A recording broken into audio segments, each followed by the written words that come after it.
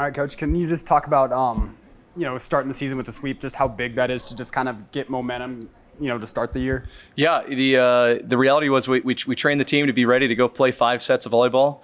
As we say, the 5 sets of the hardest volleyball of your life, and it was awesome. I always kind of end it after I say that with, hey, if you want to, you can choose to finish that match in 3, you can finish it in 4, whatever it takes. And so it was awesome for them to come out there and jump Manhattan right away, and I think that led into, some really good vibes heading into the NAU evening match. The challenge is having to play 2 matches back to back is limited recovery time, limited kind of return, and now we're back in action. So we put together a heck of a match against NAU. Went down pretty good in the first set, and we just talked about staying in the moment, staying present, keep battling back every point, and it was great to have the response that they had going into that 5th set after dropping a heartbreaker in the 4th. And so the next Saturday we talked about how is it we want to show up for emotionally, physically connected to the next match after having a really emotional 5-setter on Friday night. And so the team wanted to have this complete reset mentality, which I was all on board for, and they wanted to come after it as if it was 0-0, and we haven't even played a first match yet. And so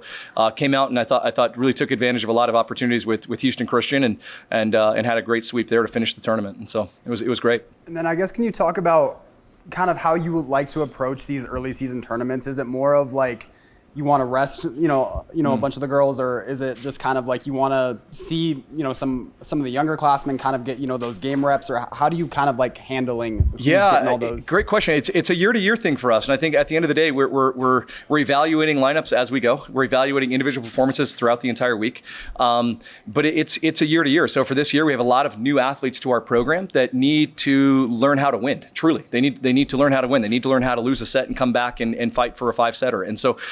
So for us right now, I think it's as we evaluate it, we're looking at the depth in each position, and we're as deep as we've been in the last few years. And so that, to me, that's really exciting as the coach, but it's also the hard part of my job, which you have people fighting every day for reps or for time. And the reality is, hey, we only get 6 of you on the court at any given time. And the team is in a great place. I love the energy coming into practice. We had a great film meeting yesterday, and we'll be training again in about 40 minutes. And the goal of this training session is, hey, put ourselves Thursday night, just back that up to Tuesday afternoon, and let's be there before we get there. So there's an excitement, there's a great vibe around the team, and I think we're ready to go battle. Can you talk to us about Joya and Addie? Because that was a huge part of that weekend, with both of them becoming the key role players. Yeah, we knew we had two special players, in Joya and in Addie. Both came in January of 2025, so they've had a full semester under their belt of learning the system, of learning how we want to play and how we want to operate, and both had huge weekends. The Addie walking away is what we would have thought is a potential freshman of the week for the conference, and Joya a potential offensive player of the week for the conference. Got edged out a little bit, but we're going to keep fighting for them, and they're going to keep fighting for themselves to give themselves a chance to continue to make a statement in this conference that this team is ready to play. And we're excited to go and do that. And I think this weekend is just one more step in that direction. So the depth too, I feel like you guys have had a lot more interchangeable players now than you did before. Like a lot of players coming into those early games in which it's harder to trust certain players than they're new.